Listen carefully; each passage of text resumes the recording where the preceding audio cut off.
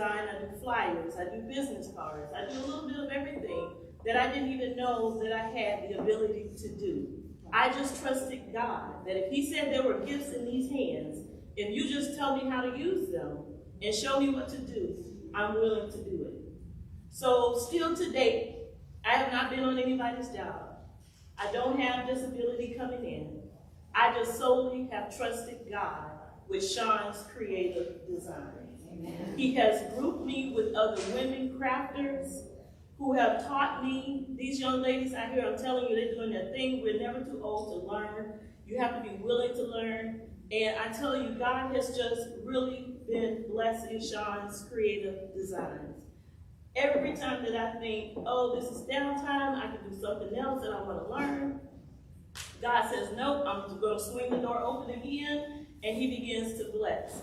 So what I'm saying to you women today is trust the process. Trust whatever God lays in your heart. You may not know how you're going to do it. I didn't have funds.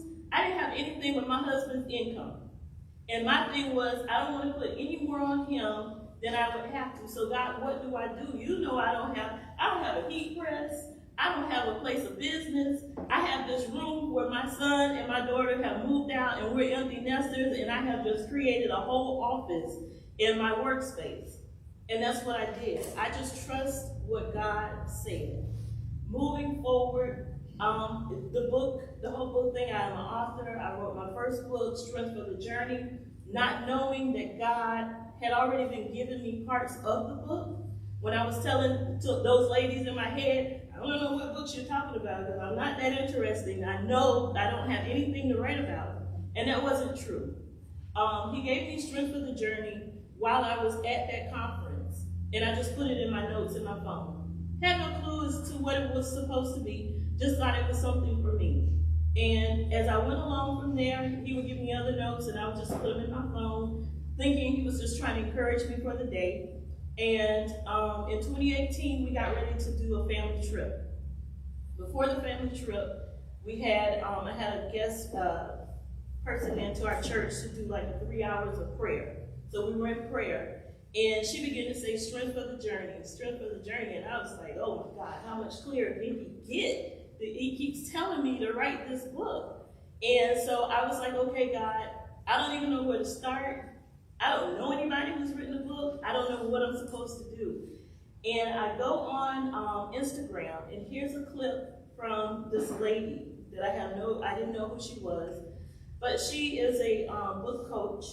And the snippet only said this: you're going to look back when you're in your 60s, and you're going to say, "Wow, while I was in my 40s, I should have done this, but fear had you stuck."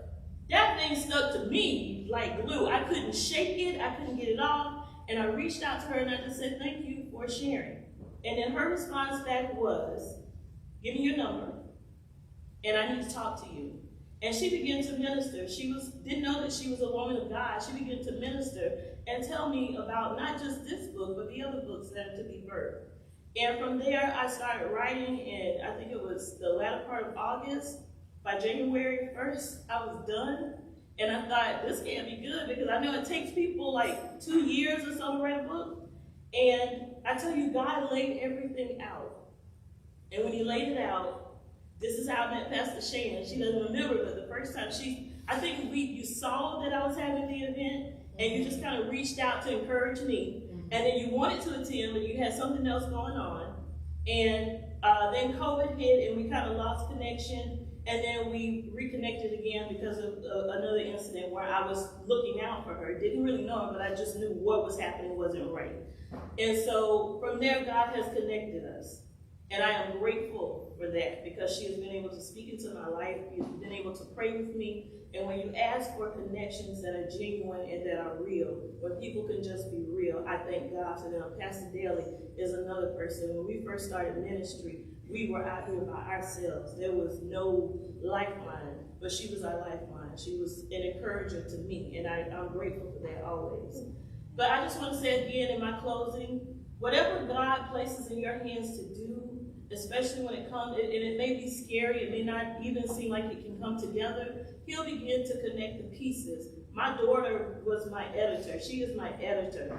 And when I tell you, when the feedback that I get from people about this book has been, it's been a blessing to me. And so I'm asking God to kind of spark me up again, because I know the next book is there, but I can't seem to pull it together. But I know that he's going to, because I can feel it, and I'm getting notes, and I said, okay, God, help me get it all together. Let me bring it all in. But be encouraged and know that there are other women who are also wondering, what do I do and which way do I turn? And looking in this room, I can tell you today that there are women here who are willing to help you reach that next level, whether it be in ministry, whether it be in your business, or whatever it is. Just trust God with the process.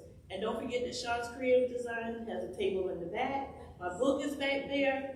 Don't forget, if you need something custom, I'm mainly custom, so you won't see a lot of just usual little things here and there. But I'm mainly custom, so if there's something that you need, make sure you get my information from the back, and I'll be happy to oblige. Thank you.